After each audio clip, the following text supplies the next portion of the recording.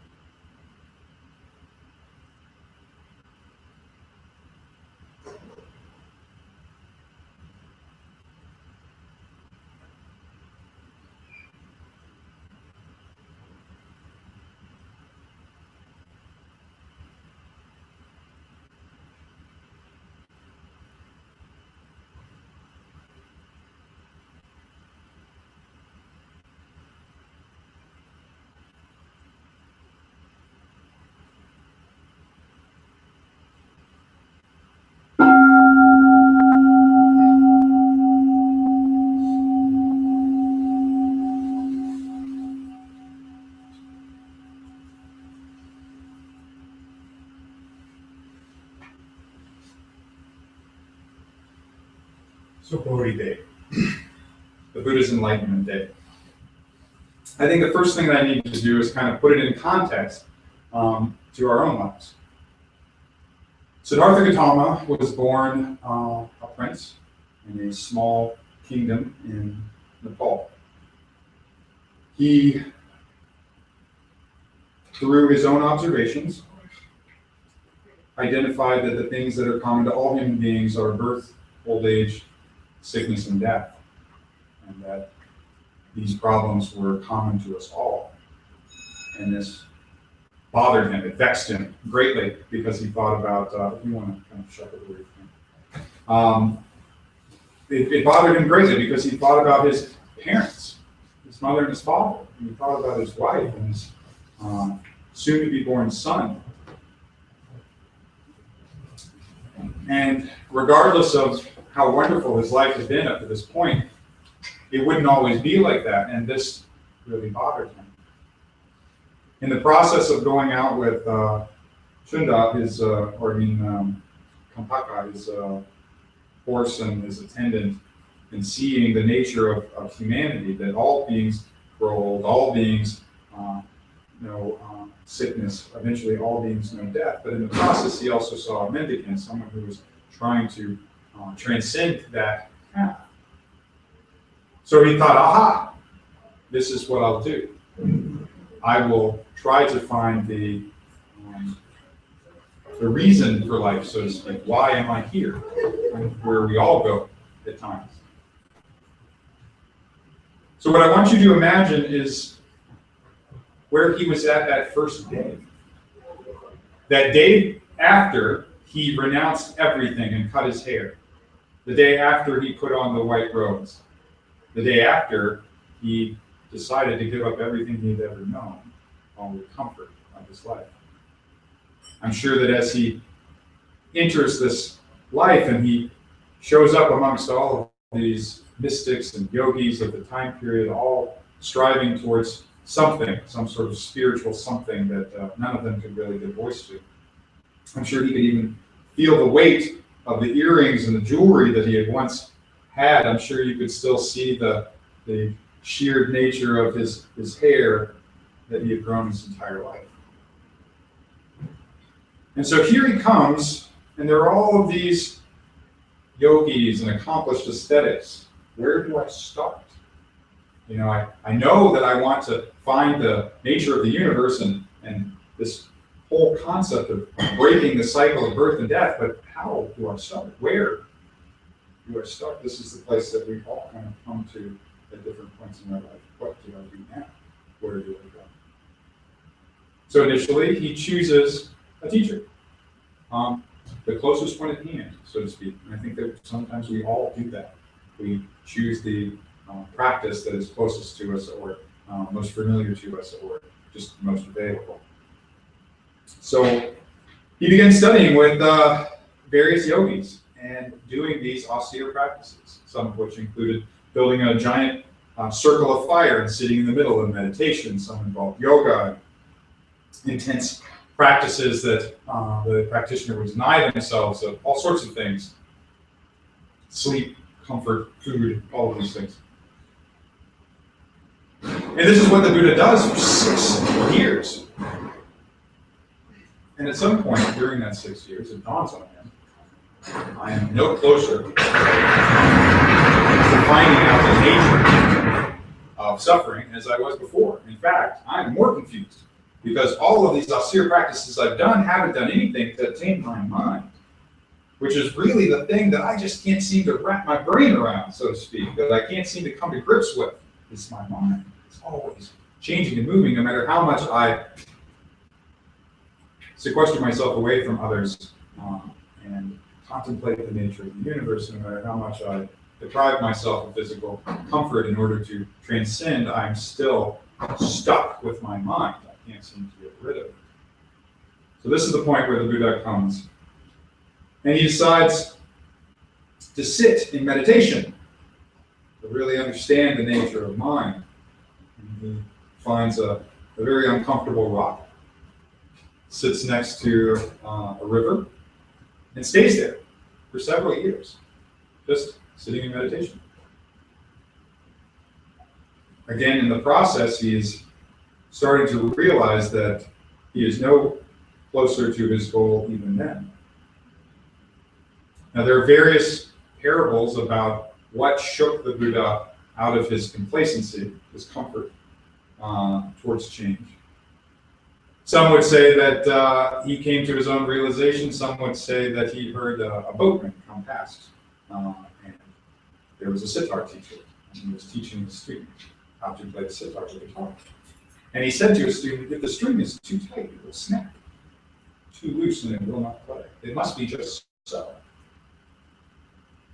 In one of the stories, this inspires the Buddha, and he realizes he must holds his mind just so, not too tight, and not too loose. We could call it the Goldilocks principle if you want. So he decides to get up from his seat, and the first person he sees is a wealthy shepherdess who has a whole herd of cattle. She offers him some sweetened, condensed milk sweetened with honey. This is something that he would have denied himself as a decadent pleasure. But the Buddha realizes that at this point he needs energy in order to continue on his quest. So he drinks it, and it fills him full of energy and vitality for the mission at hand.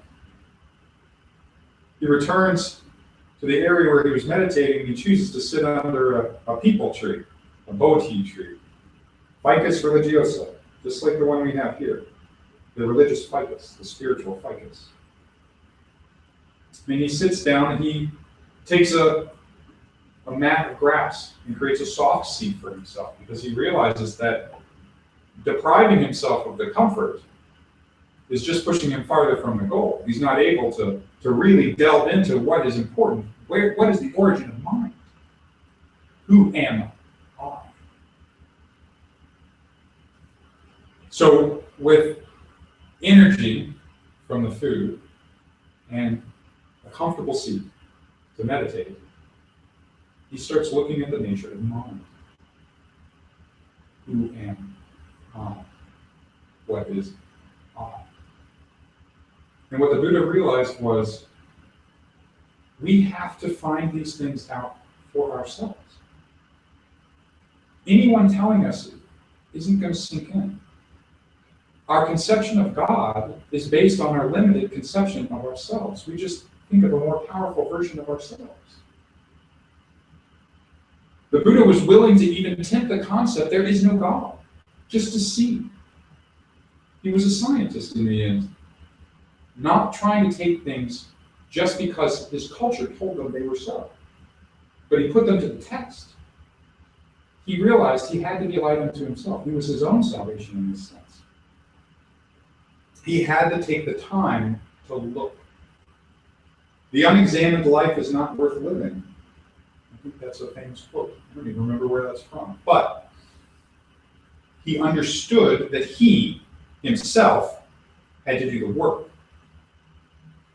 And it's not about being overly aesthetic, depriving ourselves. Oh, if I'm like this, in order to be better, I need to be the opposite of this.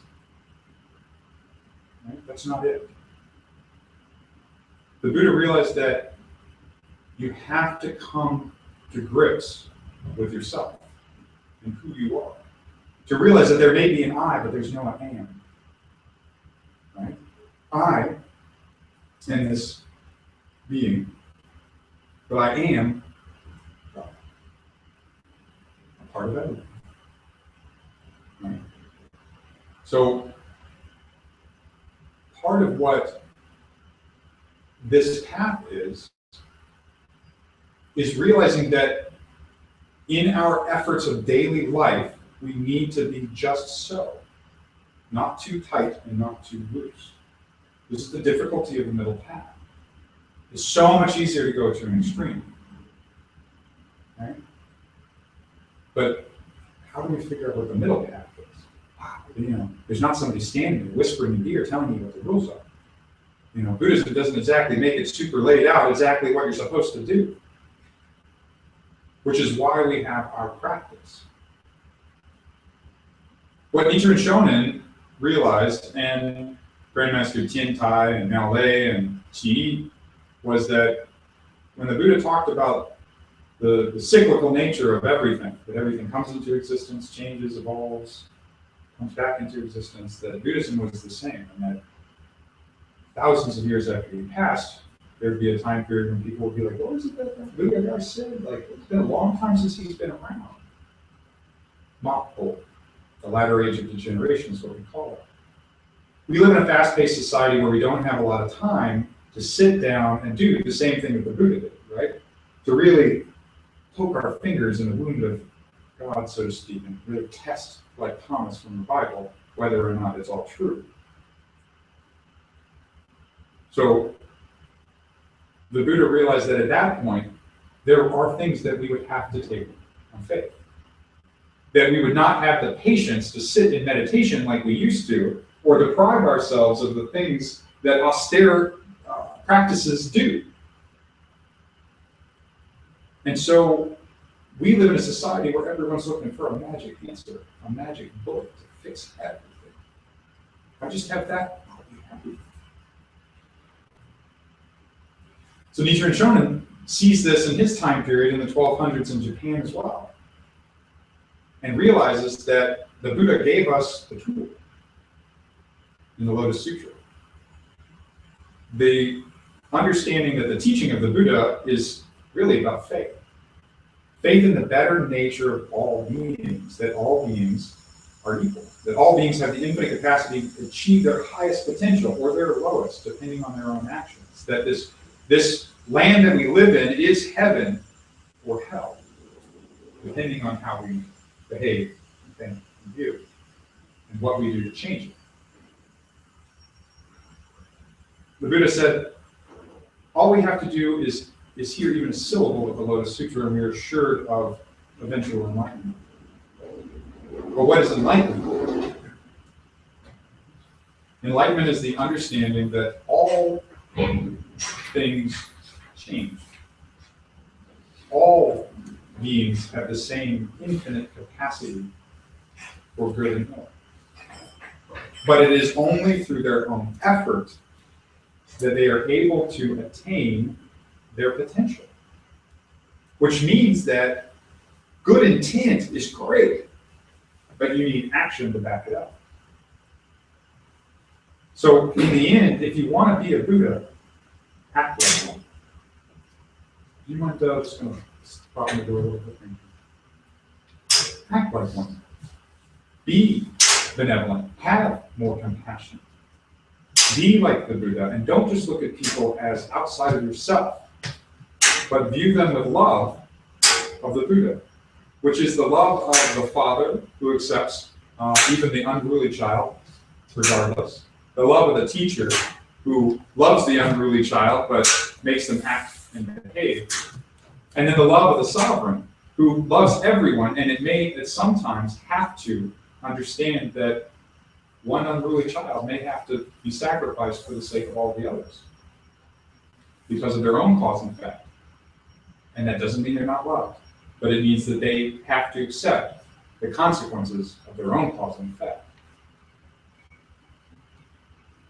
So this is the place that the Buddha was at when he sat underneath the Bodhi tree. And he comes to this understanding of this broad nature of the universe. And that's all fine and dandy, but that's when Mara finally comes to him. That's when the final temptations come to him. Christians use this entire story for Christ in the desert when he was being tempted by the devil. Right? This is the origin of that. The final thing that the Buddha had to get over was the last vestiges, the hidden vestiges of ego, of am. The first thing that Mara sent was his daughters. Desire. Right? And it's not just the desire for people, but the desire for things, for fame, for all of these things. And the Buddha had to confront that Mara was not outside of himself. Desire, temptation, these things are not outside of ourselves. They're us. They're part of us. And what he had to do was not look down his nose in derision at the imperfection of desire that Mara provided, but he had to realize compassion and love because Mara was himself. No different.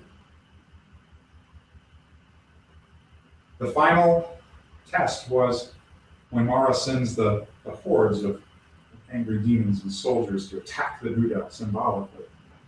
And when they pull back their bows and they shoot their arrows, the Buddha realizes that none of what they're doing really exists. There is no one to shoot. There is no one shooting. They are all part of himself, and he is part of them. And their arrows become raining flowers. And that's the compassion that we have, that regardless of how many arrows someone might shoot at us, the realization is that there is no one to shoot, and there's no one to shoot at. And they just disappear, like mandarava flowers. So today, when we're practicing, remember that Buddha was a person, not a god. Which means that anything that the Buddha achieved, so can you. It's not out of your realm of possibility. You can change the way that you behave towards yourself and others. You can have the same compassion for others that you should probably start developing for yourselves, because I think most of us have a difficulty with that part, more than having compassion for other people, myself included. And the final realization that the Buddha had, the final realization was, there's nothing special to be gained. You already have it. It's always there. It's always been there. All you have to do is perceive it.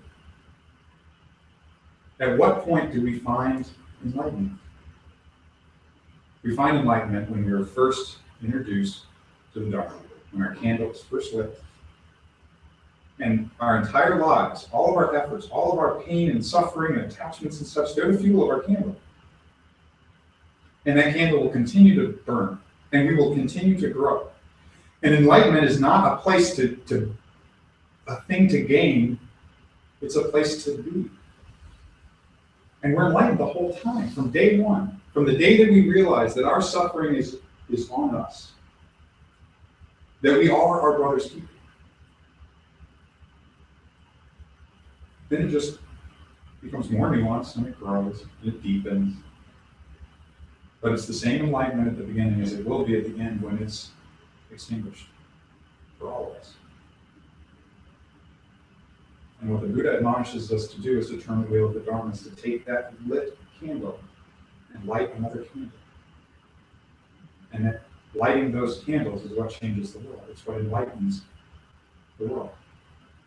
It's the brightness and the potential of all of the Buddhas of the world joining together. That's enlightenment. So today when we chant together, let's think of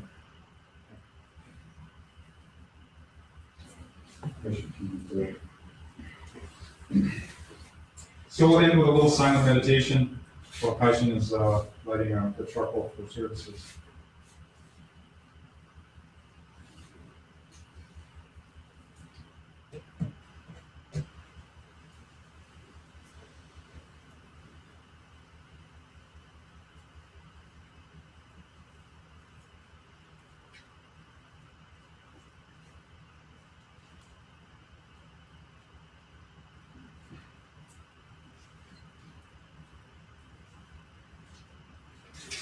Please place your hands in both pockets of the knee, crossing the palms of your foot. Jimji, meditation on the sublime Dharma and the preciousness of life.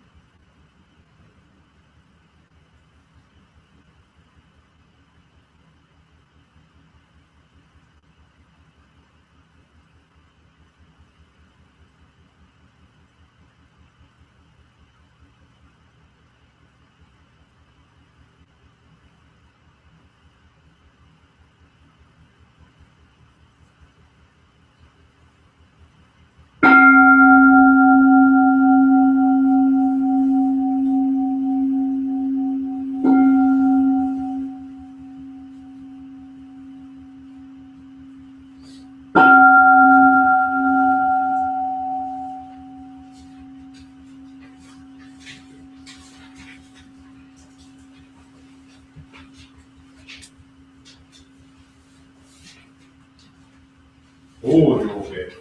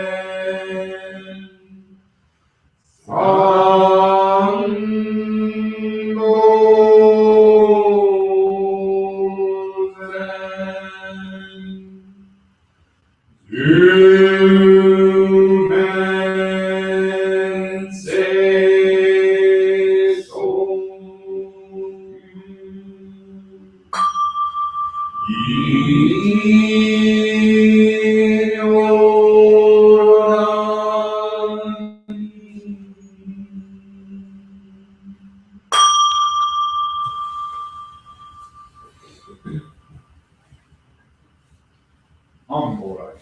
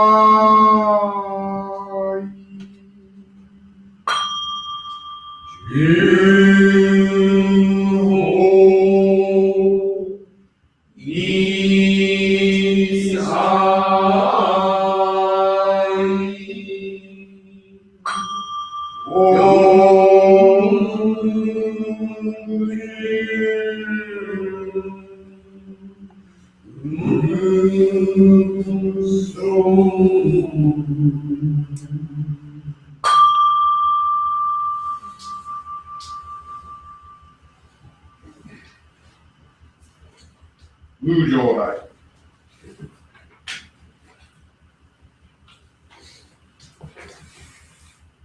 Wholeheartedly we bow to you in this place of practice, this place of spiritual awakening, to the teacher who shows us great favor, Shakyamuni Buddha.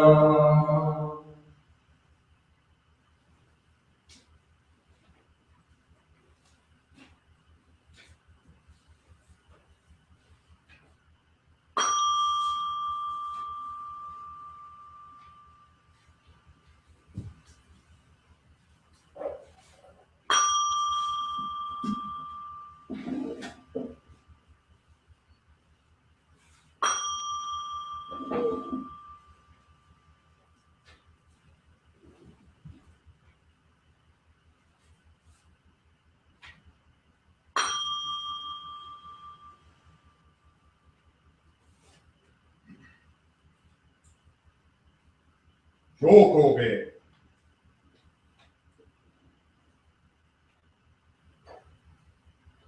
The incense of precepts, meditation, wisdom, liberation, knowledge, and wisdom. Liberation, knowledge, and vision fills the 10 directions at this moment and always spreads everywhere. May this fragrance also in the following way spread everywhere over myself and others of the fivefold body of the Dharma.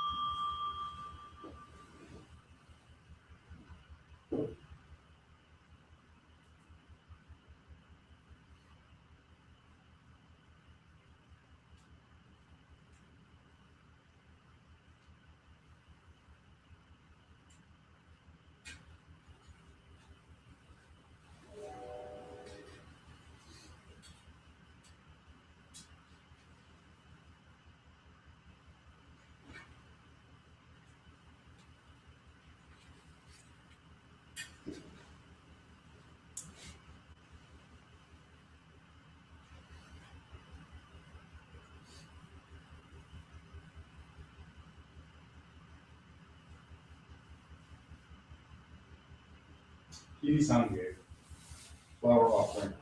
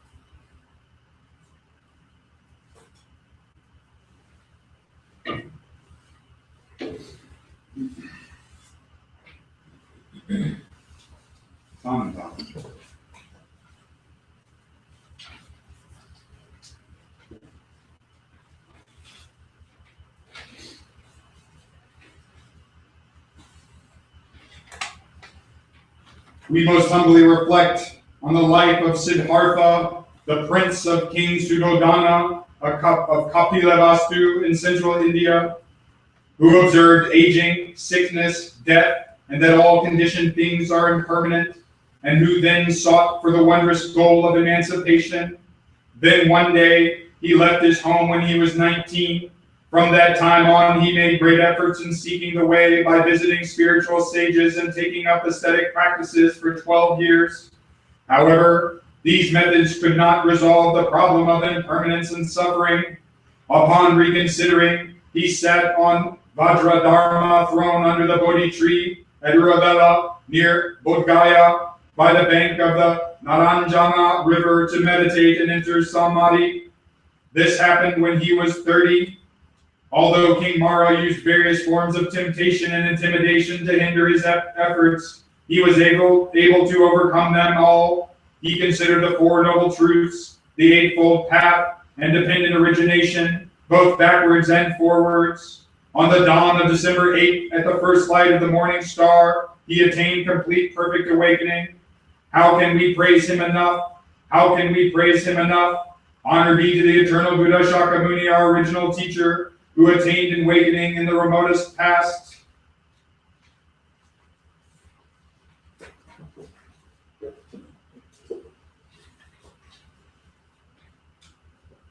Haikyoge.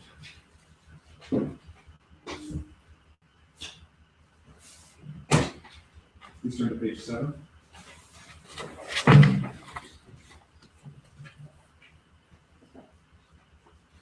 Rob, would you mind helping my guest?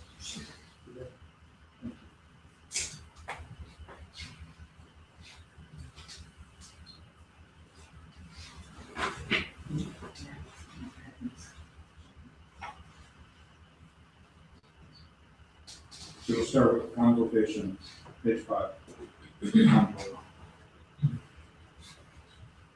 Honor be to the great mandala, the perfect circle of all honorable ones revealed by our founder Nichiren Shonin. Honor be to the eternal Buddha Shakyamuni, our original teacher, the Lord of the Dharma, our great benefactor who has attained enlightenment in the remotest past. Honor be to the Sutra of the Lotus Flower of the wonderful Dharma, the teaching of equality, the great wisdom, the one vehicle. Honor be to our founder, the great Bodhisattva Nichiren Shonin, dispatched by our original Buddha. Honor be to Renge Ajari Nichiji Shonin, the first overseas missionary. Honor be to the protected deities of the Dharma. We honor all of you. May you come to this consecrated place out of your compassion towards us. See us with the light of your wisdom and accept our offering of chanting the sutra and Namu Myo Renge Kyo. Haikyoge, page 9. Verses for opening the sutra. The most profound and wonderful teaching is presented in this sutra. This sutra is difficult to meet even once in thousands and millions of aeons. Now we have been able to see, hear, receive, and keep this sutra. May we understand the most excellent teaching of the Tathagata. The most excellent teaching of the great vehicle is very difficult for us to understand. We shall be able to approach enlightenment when we see, hear, or touch this sutra. Expounding is the Buddha's wisdom. Expounded is the Buddha's truth. The letters composing this sutra are the Buddha's manifestation. Just as Buddhism is taught by something put nearby, so shall we be richly benefited by this sutra, even when we are not aware of being so benefited, because infinite merits are accumulated in this sutra. We can expiate our past transgressions, do good deeds, and attain Buddhahood by the merits of this sutra. It does not matter whether we are wise or not, or whether we believe the sutra or slander it. This sutra is the most wonderful and most excellent taught by the Buddhas of the past, present, and future. May we meet and receive it, birth after birth, world after world. Page 11.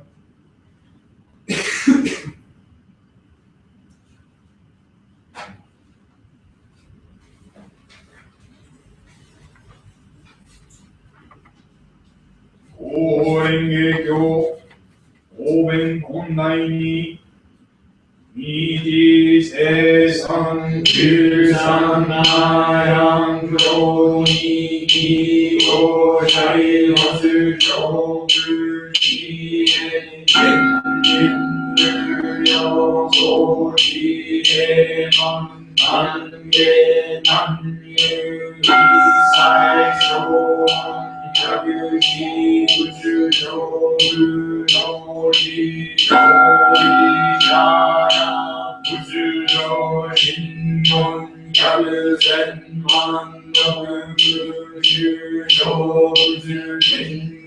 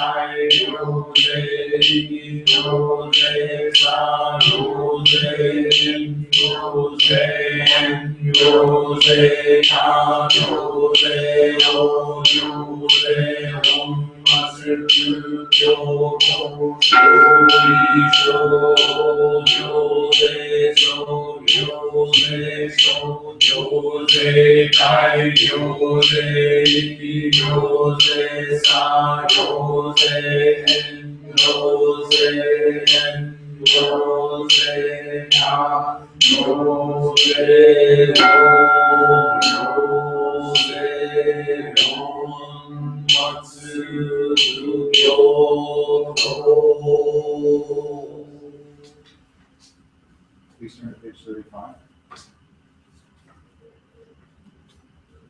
大連芸教、往来重量、本来重力、自我特部重来、商業商重無量百千万国差や早期当選東京県九州国州道領中央仏道未来無料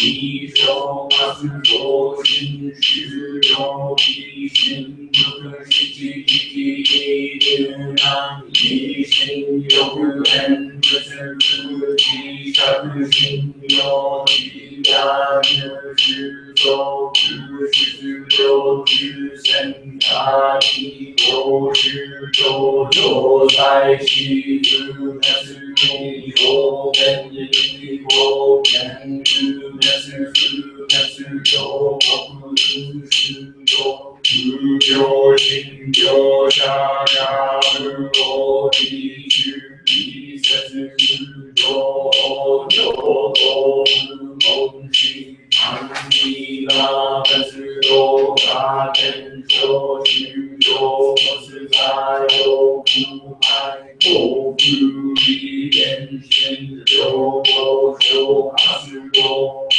有心人都来是一生都真是理由最后啊所以我就在有之身有手之手之手变过心太大手手之大西有安梦真经有之万我人手都二十我手光头之大给他是有手之二手天下之天之有三十几条之曼达拉给三不是之来是大多多不地地是天手天如是手之中有的是之曼谁手在是中地安罗人天他所地口不能三公有手如是之中有啊西西下手开天大现在西三口万地西是这是不是之有无奈天之下一三是不是奈其他其因有罪有所有有之有之是我之是我所有有其上我其手之口当有有天是我天如果有一生有本地地有西口其实在你东西如有谁有太阳之谁如是手之眼下你光之天有其实在你光那是你有天大都你手有心先我是安我有大我我知大有其实中有多不有多虽有手他有一生是之后爱的撒人一家若是有从之之若落从有之不息。Please turn to page 49. The Sutra of the Lotus Flower of the Wonderful Dharma, Chapter 21, the Supernatural Powers of the Tathagata. The Buddhas, the world saviors, have great Supernatural powers, they display their immeasurable supernatural powers in order to cause all living beings to rejoice. Six of their mountains, the heaven above many innumerable days of light are emitted from their bodies for those who are seeking the enlightenment of the Buddha. The Buddha do these things rarely to be seen. So the offering of the Buddha and the sound of their fingers snapping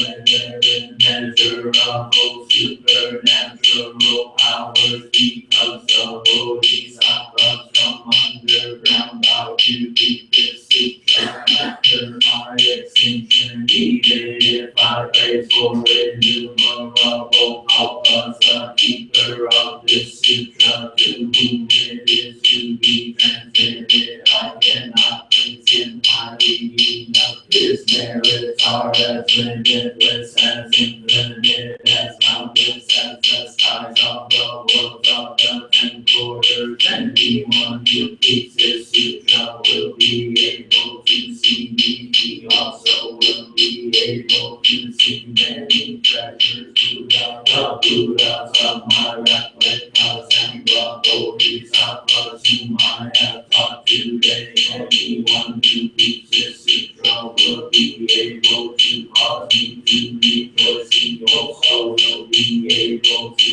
enjoy to the Buddhas of my replicas and also to many treasures. Buddha who once passed away, he also will be able to see the present, past, and future Buddhas of the worlds of the 10 quarters. Make offerings to them and cause them to rejoice. The Buddha sat at the place of enlightenment and obtained the hidden core. Anyone who keeps this sutra will be able to obtain the same before long. Anyone who keeps this sutra will be able to expound the meanings of the teachings and the names and words of the sutra. Their eloquence will be as boundless and as unhindered as the wind in the sky. Anyone who understands why the Buddha expounds many sutras, who knows the position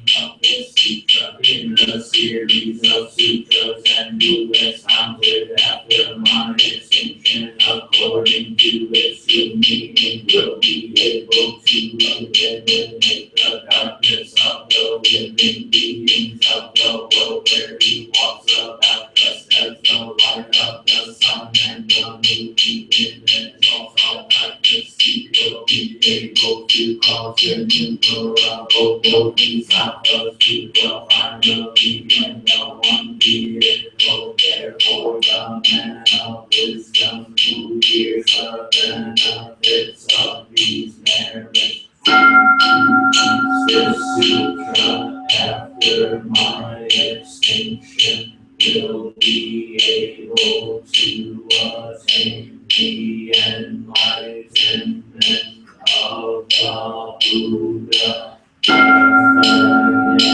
infinitely and boundlessly.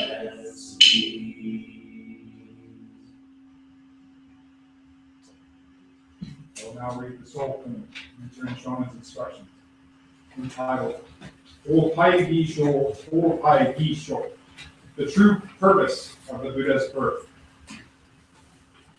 In the unquantifiable distant past, quote, 500 kalpas ago, Shakyamuni Buddha attained the non-menial lotus flower of the wonderful Dharma and declared his awakening throughout successive ages. He revealed the authentic doctrine of realization of the truth and the one who realizes it. In this age, he was again born in Magadha in central India, as he wanted to reveal his lotus flower. However, the people had no capacity for it, and the time was not yet suitable. That is why he divided the lotus of the one Dharma into three by expounding the expedient Dharma of the three vehicles, according to their inclinations for 40-something years, in order to draw them in. During this time, people's natures were all quite different. That's why he cultivated different kinds of plants and flowers, but never offered the lotus flower of the wonderful Dharma. That is why the Sutra of Innumerable Meanings says, after sitting upright for 6 years under the Bodhi tree at the place of the way, I could attain supreme awakening. And after more than 40 years, the truth has not yet been revealed. At the time of expounding the Lotus Sutra, the Buddha discarded the expedient teachings of the four tastes and the three doctrinal teachings and other Hinayana teachings. He revealed the one great vehicle of the Lotus Flower Sutra of the wonderful Dharma. When he opened the three flowers to show us the lotus flower of the wonderful Dharma, The people of the expedient teachings of the four tastes and the three doctrinal teachings received the lotus flower of the abode of aspiration, first of the 10 abodes.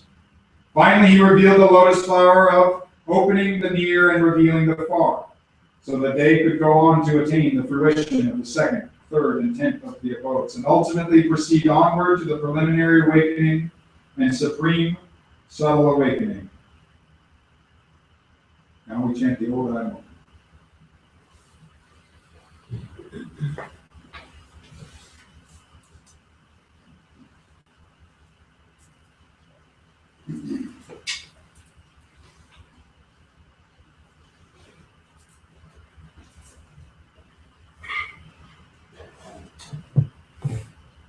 Namu Renge Kyo, Namu Renge Kyo, Namu Renge Kyo, Namu Renge Kyo, Namu Renge Kyo, Namu Renge Kyo, Namu Renge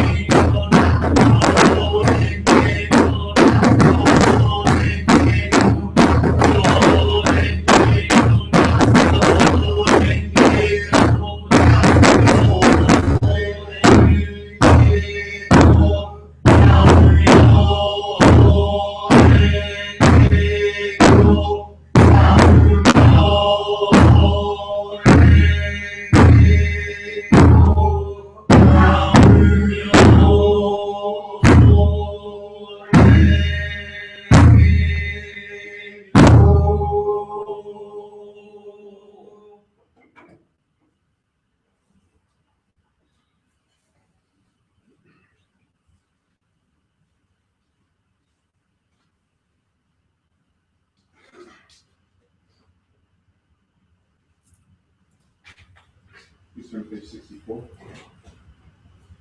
Whole quote.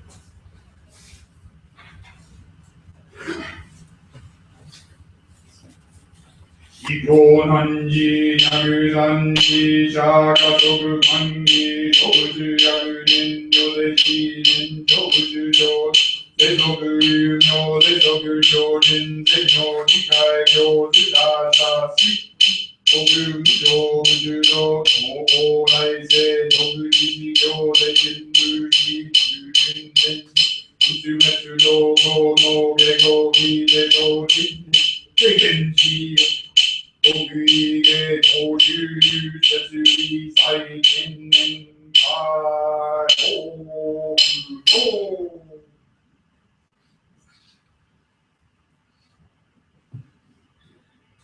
Page 68, golden chain.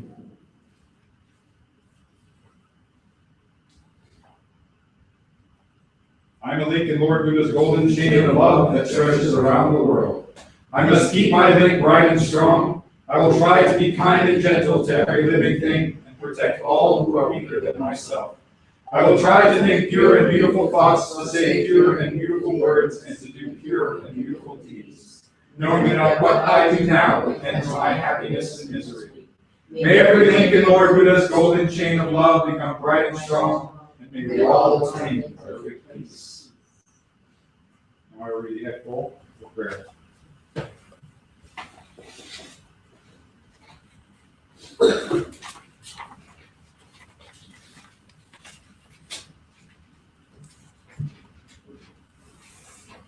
Today at this temple, we celebrate the attainment of awakening by Shakyamuni Buddha, our most venerable teacher, by respectfully decorating the altar, offering incense, flowers, candlelight, tea, sweets, and food. As Buddha's children, with pure faith, we gather at the practice hall of the perfect and sudden Mahayana teaching. In the right way, we show our deep respect. We respectfully follow the wonderful practice. In all these ways, we do all we can to celebrate this momentous occasion in the life of the Buddha. We most humbly consider the accumulation of merit of the true practice of the Bodhisattva that fills the Dharma realms of the 10 directions. The accumulated virtue of the Buddha's stages of fruition of awakening spread over all, like the heaven of the highest truth. The compassionate vow of, I am always thinking, never stops. The loving thought of, how shall I cause all living beings, is without bias and never stops. Observing the time and discerning the capacity, his transformations are limitless. Stored within him is the secret doctrine of the revelation of the origin in the lifespan chapter, covering up his light and hiding his virtue in order to accord the capacity of sentient beings. He sat upright for 12 years. He demonstrated the principle of returning the favors he had received from his teachers that enabled him to become a holy monk by guiding and assisting the ordinary monks who became his disciples. He considered the 5 periods and 8 teachings which would lead people to maturity and harvest Buddhahood. In addition to that, he laid the great groundwork of sowing the seed of the Odaimoku for the sake of the people in the latter age. We cannot imagine the greatness of his favor and the enormity of his virtue. We have determined to protect and uphold the true Dharma without sparing our lives. We offer that determination as a millionth of our requital of that favor. May we encounter the sacred phrase, that old vow of mine has now been fulfilled, and receive the wondrous benefit of, I once vowed that I would cause all living beings to become exactly as I am. Your face is most wonderful, your light illumined the worlds of the 10 quarters. I once made offerings to you, now I have come to see you again. We appreciate your great compassion and your great loving kindness. We remember those in sickness and distress. We remember Issa Simmons and Carmen Laverne. Damien Reddick, Wendy Prevost, Jason Wellman, Jesse Schaefer, Lotus Meshi, David Mills, Gail Bull, Dave Watson and Beth Watson, Gabe Benitez, Victoria, Jesse Travis Burnham, Don Robinson, Jamie Logan, Dennis Sullivan, Pat Sullivan, Saskia Eller, Julie Rose, Dahlia Vaughn Ritchie, Eric Lynn Hilsman, Michael D. Ritchie, and Glenda Williams. We also remember in memoriam those who have passed. We remember this week the birthday of Maria Valentin. We remember Jean Knopp, Julia Petrikowski, Cheryl Sissy Jones, Stella the dog, Maggie Herman, Ning Chi the dog, as well as Scoop the dog, Elaine and Joe Winter, Jack Parker, Terry Paquin, Bill Mears Sensei, and Barbara, Kazuko Jordan, Cheryl Cushman, Patrick Scanlon, Don Robinson's husband, Mother Coleman, Phyllis Stevens, Robert Rose, and Jared Lovejoy. May the merits we have accumulated by this offering be distributed among all living beings, and may we and all other living beings attain the awakening of the Buddha, and may the Dharma realm be equally benefited.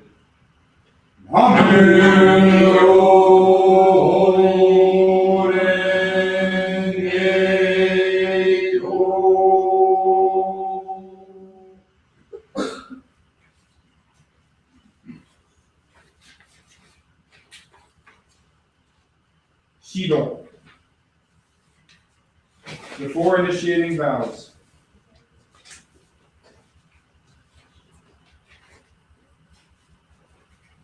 I will cause all living beings to cross the ocean of birth and death if they have not yet done so. I will cause them to emancipate themselves from suffering if they have not yet done so. I will cause them to have peace of mind if they have not yet done so. I will cause them to attain nirvana if they have not yet done so. With this body, until I attain Buddhahood, I shall maintain my faith in the Lotus Sutra. Namu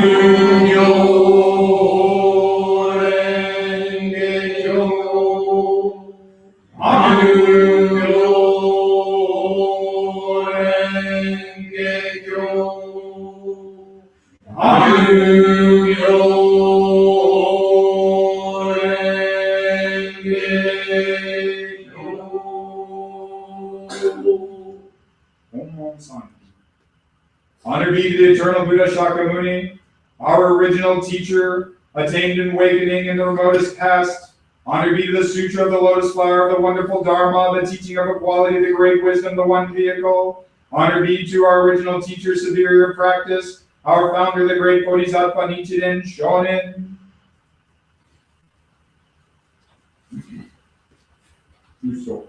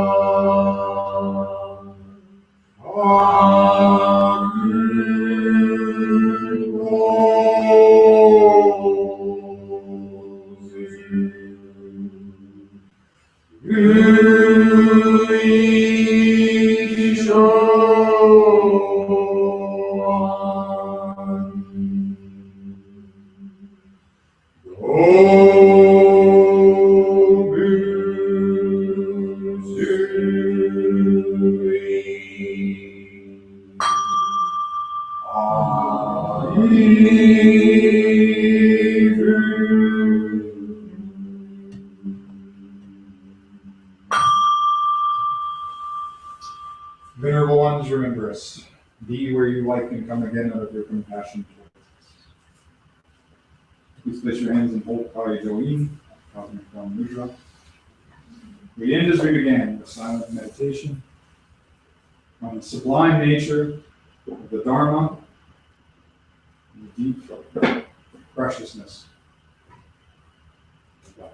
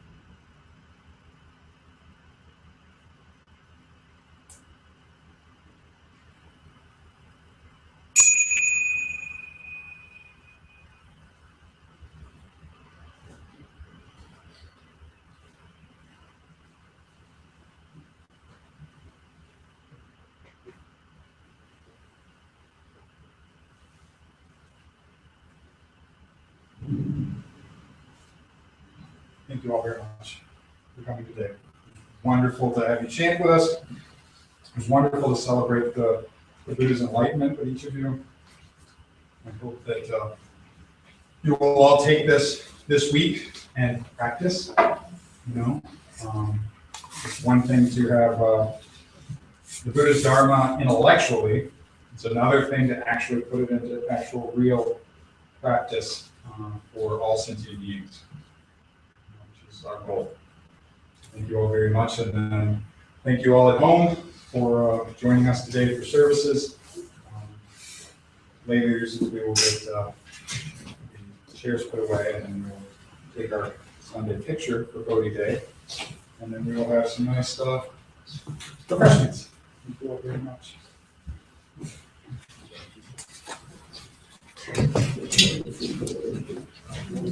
How are you? Hey, buddy. Good to see you. Thank you for chanting. I can hear you today. High five. You did a great job. Great job. Good work.